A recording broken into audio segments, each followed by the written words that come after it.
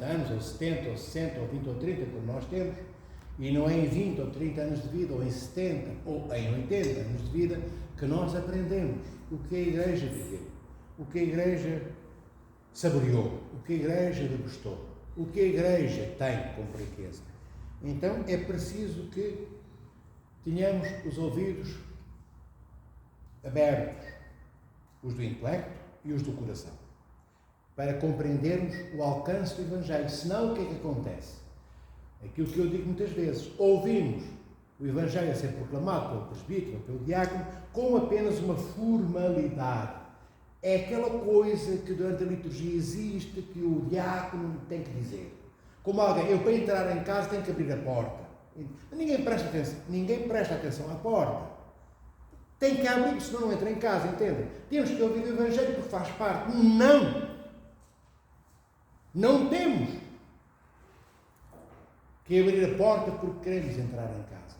Temos que abrir a porta porque a porta está lá.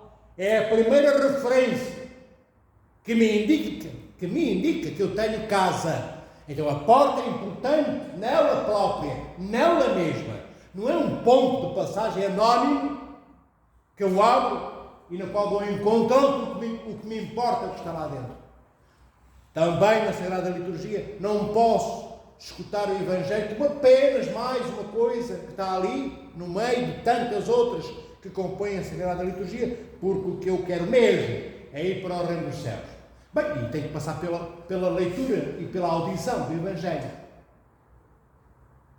Quero ir para o reino dos céus, mas tenho que passar. Então, eu passo ouvindo sem ouvir. Eu passo ouvindo sem compreender o que está no Evangelho. No Evangelho de hoje, o que é que nós entendemos se a Igreja não explicar absolutamente nada?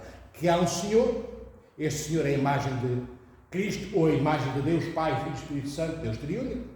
Podemos extrapolar para esta imagem também, que tem um banquete, convida todos aqueles que eram conhecidos da sua casa, eles não vêm, têm desculpas. No casamento, os bois, isto e aquilo, limpar as teias de aranha, não sei o quê, ninguém aparece. Bem, o Senhor fica triste e manda então os seus servos ir buscar todos aqueles que não eram seus amigos, que nem eram ricos, nem eram remediados, eram maus e eram bons. Bem, todos vêm, porque os seus servos vão no nome do Senhor buscá-los. Vejam bem, maus e bons, más e boas pessoas. Todos têm acesso ao banquete do Senhor, deste Senhor do Evangelho, que é o nosso Deus. Mas a certa altura o Senhor que convida para o banquete vê alguém que não está com a veste nupcial vestida, não está trajado a rigor. Bem, e se a Igreja não explicar mais do que isto, nós ficarmos por aqui. Um banquete, um Senhor muito bondoso e depois também muito duro. Bondoso porque convida até aqueles que não eram seus conhecidos e muito duro porque depois manda atar de pés e mãos aquele que não tinha veste nupcial e envia-o para o reino dos infernos. Não é? Não está aqui dito, mas é isso que significa. E o Evangelho era isto para nós, de hoje. E não é nada disto só. Cuidado, eu não disse que não é isto. Não é nada disto só. Isto que eu disse aqui, que é o que nós ouvimos, é muito pouco, é quase nada.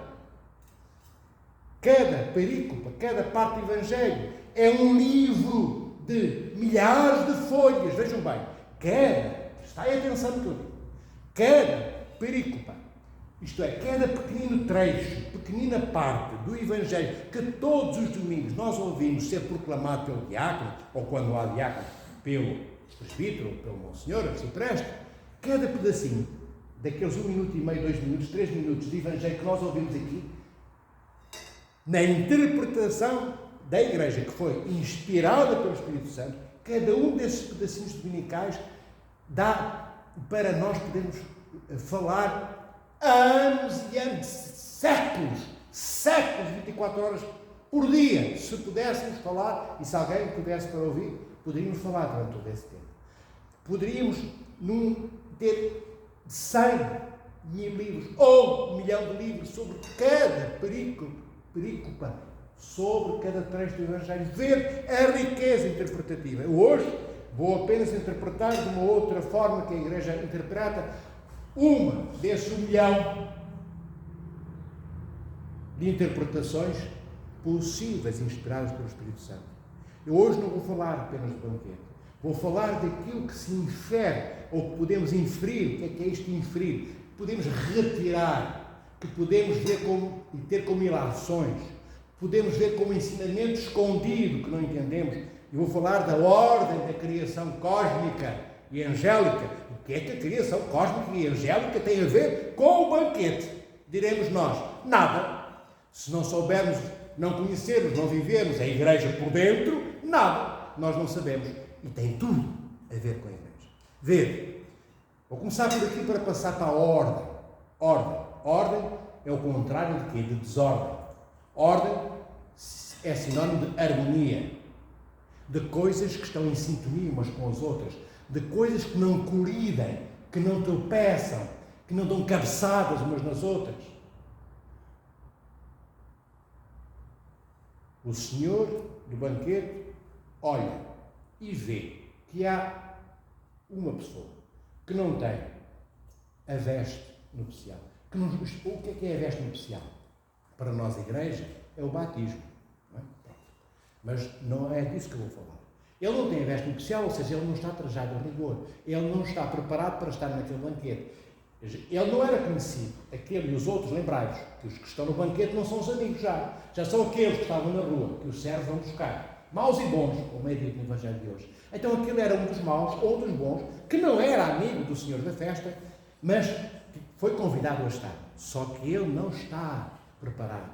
Ele está lá de qualquer forma, enlameado, sujo, sem ter tido o cuidado necessário para poder entrar na casa do Senhor que o convidou. Bem, e como essa era a medida mínima, era o critério, a exigência e o requisito mínimo para estar ali, não são meus amigos, mas ao menos venham limpos, era o requisito mínimo.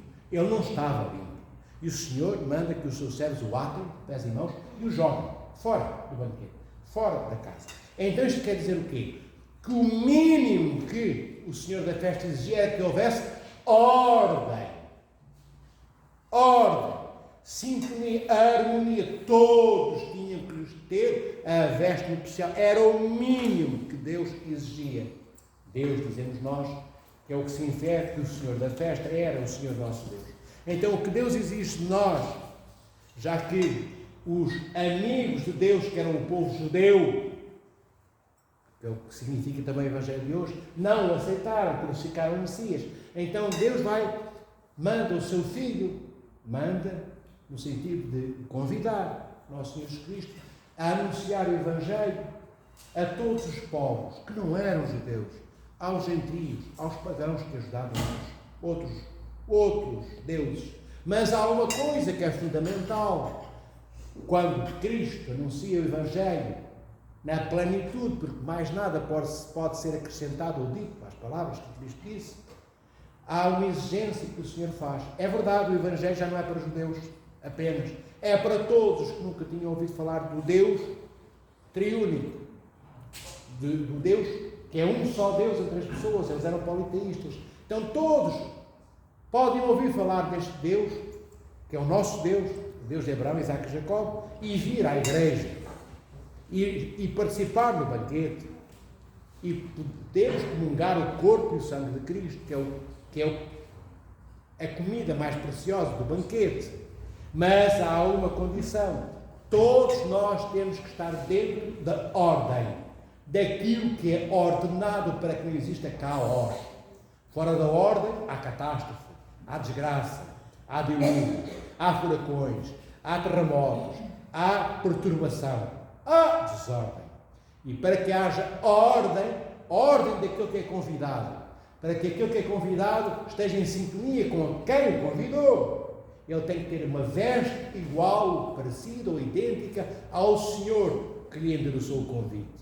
E na igreja, esse convite nos é interessado, é o convite para que venhamos ao altar comungar o corpo e o sangue de Cristo. Sim, nós somos convidados para o banquete. Nós, que não éramos o povo eleito, passámos a sê-lo, porque o povo eleito rejeitou o Senhor que os elegeu. Mas há uma condição para podermos estar presentes no banquete e comermos da comida preciosa que nos é oferecida no banquete. A veste nupcial. Temos que a ter vestida. O de hoje não estava vestido e foi lançado nos infernos. Qual é a veste nupcial? O batismo. É crucial que passemos pelo batismo, que mergulhemos nas águas do batismo, todas elas vivificadas, cheias, molhadas pelo amor do Espírito Santo e pela vida que Ele dá e vivifica, para que possamos depois estarmos limpos de tudo aquilo que éramos no mundo antes do batismo. E no mundo nós éramos criaturas, não éramos amigos de Deus, como os de hoje do banquete que foram convidados pelos servos, não eram amigos, eram bons e maus, pessoas que não sabiam quem era o Mestre. Então, pelo batismo, nós aprendemos a conhecer o Mestre. Pelo menos já nos perguntamos duas coisas: tomei banho e tenho uma roupa nova. Tomei banho porque abandonei a sujidade antiga quando chego à igreja. E tenho uma veste nova, porque tenho a alva, que é a alva do guerreiro que me torna irmão daquele que deu o sangue na cruz por nós. É suposto dar alguma coisa, sangue ou outra coisa qualquer, sobretudo sempre que essa outra coisa qualquer não seja menos do que amor. E tudo, amados irmãos e irmãs, vem do amor. É a maior de todas as virtudes. Não há virtude maior do que o amor. A generosidade é muito importante, mas vem do amor. Quem não tem amor não é generoso. Às vezes há pessoas que dizem que têm alguma dificuldade em serem generosas. Então nós podemos interpretar que a sua generosidade é minguada, isto é encolhida. Algo minguado, algo que encolheu, algo que se tornou pequenino. Então, quando eu sou pequenamente generoso, eu não posso dizer que tenho um pequeno amor. Eu sou muito generoso, tenho um grande amor. Então sou pequeno, tenho uma generosidade pequena, tenho um amor pequeno, não. Porque não há grandes amores, nem pequenos amores. Na língua portuguesa só há amor. Nós às vezes dizemos, eu amo muito. É um erro dizer isso. Devemos dizer só, eu amo. Porque não há o amo muito, nem o amo pouco. Ou amo ou não amo. Então, quem não é generoso, ou é medianamente, ou acanhadamente, ou distraidamente, desleixadamente, minguadamente generoso, não ama. Nós dizemos que sim. Amamos, não amamos nada. Quem não é generoso de forma como o Senhor o foi, não ama. Quem não perdoa como Cristo perdoou, não ama. Dentro de nós. Comece por mim. Quem não trabalha como Cristo trabalhou na vinha de seu Pai, quando nós não trabalhamos na vinha do nosso Pai, que é Deus, a nossa vinha qual? É a igreja é a nossa vida, é o templo da nossa casa, é o templo este que está aqui. E é o templo do apartamento, o templo da vivenda onde vivemos. Tudo isso é a igreja. Entendem? Quando nós não fazemos isso, nós estamos fora da ordem do amor de Deus. Vede, quando Deus criou o homem, e homem significa homem e mulher, mulher e homem, já vos expliquei algumas vezes, talvez não estejais lembrados, se este termo não abrangesse mulher e homem, se não comportasse o termo feminino, o homem não se chamaria homem, chamar-se outra coisa qualquer. Homem quer dizer homem e mulher. Quando eu digo o homem, eu não me refiro ao homem masculino, refiro-me à humanidade, ao género humano, homem e mulher. Bem, então quando Deus criou Adão e Eva, Deus criou organismos vivos. E vamos falar só, nem é do sopro de Deus, do organismo. Com estômago, com pernas, com mãos, com dedos, com baço, com fígado, com bílis, com pâncreas, com rins, com sistema linfático, com coração, com 4 válvulas cardíacas, tudo isso. Vê a harmonia que o nosso corpo tem para poder manter a vida que ele transporta. Que é a vida de Deus em nós. Porque ele deu-nos o sopro da vida, senão cada um de nós não fazia nada, não olhava, não falava, e não respiraria tão bem, possivelmente. Bem, então, o nosso próprio organismo é uma imagem da ordem de Deus em nós. A criação angélica, amados irmãos e irmãs, Deus criou não apenas uns anjos que nos passam pela cabeça, não, cada anjo, temos 3 classes angélicas, dentro das 3 classes, temos 3 categorias, logo 3 classes angélicas, 9 ordens angélicas. Lá de cima, na primeira classe, junto de Deus, sabem? Serafins, querubins, okay? Tronos. Na classe intermédia, vá lá, alto, para aprenderem. Não sabem? Vá lá, digam nós, filhos. Potestades, virtudes e... Dominações. E o quê? Dominações. Dominações, exatamente. E na última classe, que é a mais próxima de nós, principados, arcanos e anjos. Temos, enquanto ortodoxos, que saber quais são os nomes das classes dos anjos.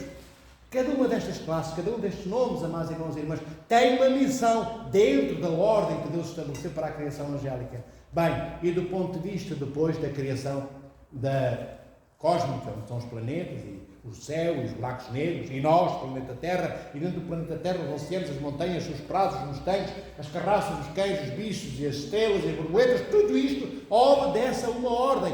Vede, cada um deles anda com a veste nupcial adequada à sua espécie. Não vemos uma borboleta com uma pele como tem o hipopótamo, vemos? Não, a veste da borboleta é aquela coisa aveludada que ela tem, aquele pólen, uma espécie de pólen que tem nas asas. Não vemos, não é? Uma águia com pele de rato, ela tem a veste própria, as penas longas que tem com as quais o Senhor adotou. Então, isto significa que há uma ordem em tudo que Deus faz. Deus na Santíssima Trindade, o Pai não ama o Filho e o Espírito Santo de qualquer forma, mas da forma só que é própria ao Pai amar o Filho e o Espírito Santo e vice-versa para cada uma das outras duas pessoas, em função de cada uma das outras duas. Entendemos? Entendai.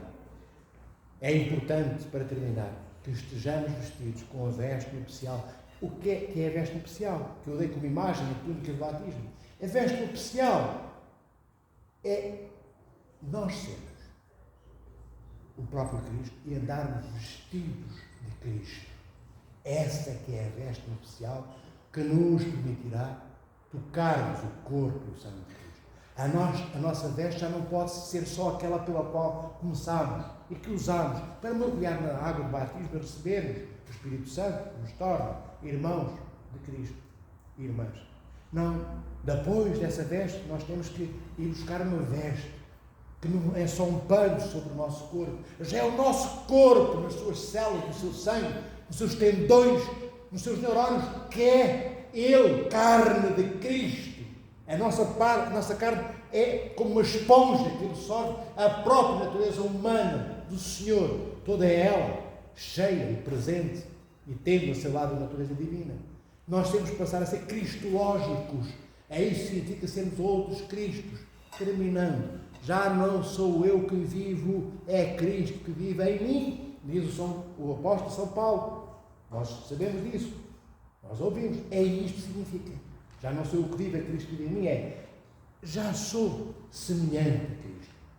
Já transporto, o meu corpo transporta a Cristo. As minhas células não estão só cheias de sangue e de outros tecidos, estão cheias do próprio Cristo que habita em mim. O Evangelho de hoje é isto que chama a ordem celestial do amor, celestial não apenas dos anjos, celestial no sentido de estarmos com Deus depois da morte e da ressurreição. O apelo à ordem do amor supremo. E a ordem do amor supremo é o amor que une o Pai ao Filho e ao Espírito Santo, o Filho ao Pai ao Espírito Santo, o Espírito Santo ao Pai e ao Filho. É este o amor parâmetro que o Senhor da festa de hoje pede na exigência que põe àquele que não tinha a veste nupcial e que exige que os outros todos tenham. Que o Senhor os abençoe e proteja e nos dê forças para podermos deixarmos de ser aquilo que somos e passarmos a ser mais aquilo que ainda não somos e que devemos ser, que é mais semelhança a Cristo. O amor, o perdão, a generosidade, em tudo o resto. Que o Senhor os proteja, guarde e abençoe. Glória a Deus.